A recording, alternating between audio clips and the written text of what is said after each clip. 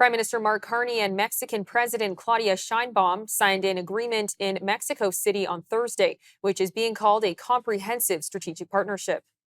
The deal aims to boost trade between the two countries and includes plans to invest in shared infrastructure projects like ports, rail lines, and energy corridors. As part of the agreement, Canada will send a trade mission to Mexico led by Canada-U.S. Trade Minister Dominic LeBlanc. The time we first met, we've spoken of the many opportunities to work together, how to elevate an already strong relationship. After all, Canada and Mexico have had diplomatic ties for over 80 years. We have had free trade between our economies for over 30.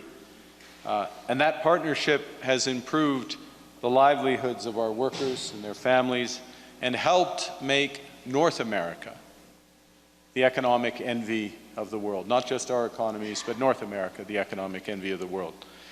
And we are both committed to our shared partnership with the United States. And we look forward to using the upcoming review of TMEC, USMCA, CUSMA, different acronyms for the same thing, to find ways to make it fairer and more effective. Canada is deepening our relationships with our long-standing partners that share our values and aspire to a better, fairer, and more sustainable world. Mexico is central to those missions. And our agreement today will expand and deepen that partnership so that the next 30 years hold even greater promise than the last 30 years have delivered. Today, we're beginning a new era of elevated cooperation with a comprehensive strategic partnership. We will scale up our engagement in foreign affairs, in trade and investment, in agriculture, natural resources, in energy, finance, health, the environment, and public safety and security.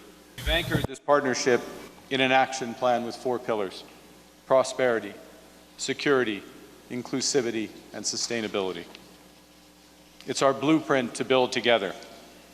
So for prosperity, we'll prioritize the development of strategic infrastructure, including ports, rail, trade, and energy corridors. We'll unlock new opportunities for trade and investment, from energy to agriculture to aerospace. We'll collaborate bilaterally and with the United States to reinforce the strong foundations of our economic integration and our regulatory cooperation, with a view to making North America remaining the most competitive region in the world.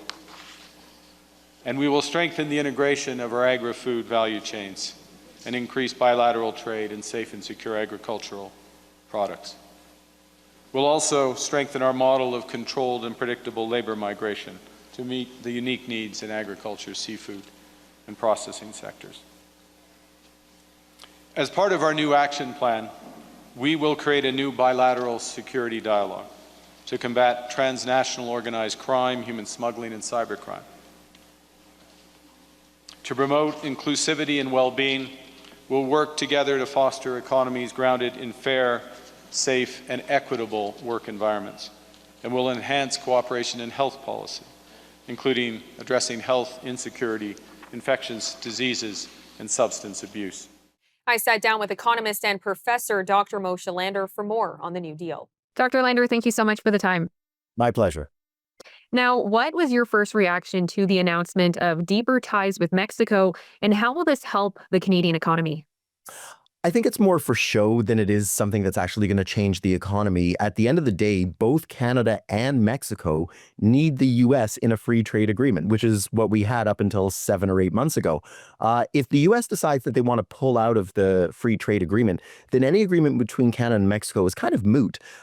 You're not going to be able to use the transportation infrastructure that's developed in North America to get goods from Canada to Mexico or vice versa. All of a sudden, all of the manufacturing that goes on in Ontario now needs to be shipped to a coast and then needs to be put on a tanker and taken down to Mexico and unpacked there and moved. That's going to become way more expensive than using the existing interstate infrastructure that would allow you to go down the 401 to the U.S. and then take it all the way into Mexico. So I think it's probably more two countries that are scared about what their future looks like with the U.S. And hey, let's make sure we're on the same page here. But what's clearly implied is we have to have the U.S. in the story. Now, we know that the USMCA trade agreement is up for renegotiation, with Mexico appearing to be on board. Just how important is that agreement for Canada's economy? You did briefly touch on that.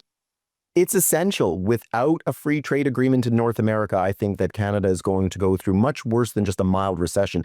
It's going to be brought back decades in terms of standard of living and in terms of the way that our economy operates. The greatest thing that boosted Canada's standard of living in the last 50 years was the move towards the Auto Pact, to the Canada-US free trade agreement, and then ultimately to NAFTA and what we have now.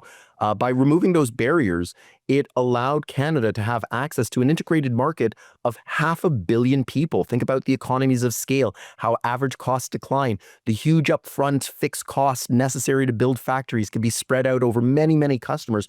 Without that, Canadian production is going to effectively be for 40 million Canadians. And it's going to be really hard to have product diversity, low prices, and the choice that has really enriched our lives. So it's essential to find a way to keep that free trade agreement open, and open enough that even if we don't get what we want now, at least hopeful that the next president might be a little more willing to move back towards where we were just 8 months ago. You don't even have to think about trying to amend what was there. It wasn't perfect, but it's certainly better than what we've got and better than what we might end up with.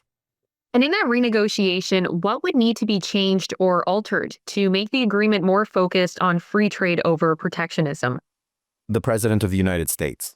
I think it's as simple as that. It's the president does not like trade. He's never liked trade. He has flip-flopped on every major issue over 40 years in the public eye, going back to his time as a property mogul in New York. He's flip-flopped on abortion. He's flip-flopped on taxation. He's flip-flopped whether he's a Democrat, a Republican, an independent. There's one thing he hasn't flip-flopped on. He does not like free trade.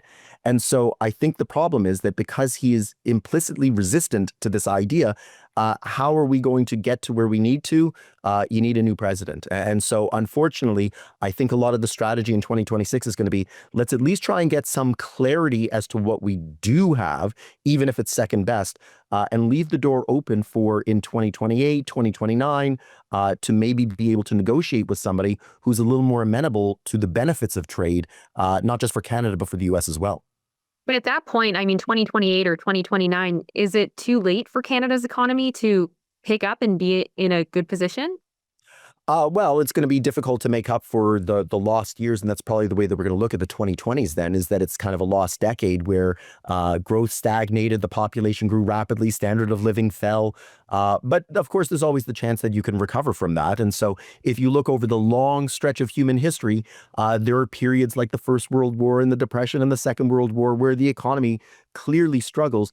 But the great thing is when you get onto the other side of those crises, usually there's this acceleration that tries to get you back to where you once were, and usually often surpass that. So there's no question that even though we're struggling now in 2025, we're in a much better position than we were in 1925 or 1825. So over the long road of history, it will be a blip, and it will be unfortunate for the people that are living in that time or that are retired at that time, living on fixed incomes and reliant on the economy to grow to help sustain their standard of living.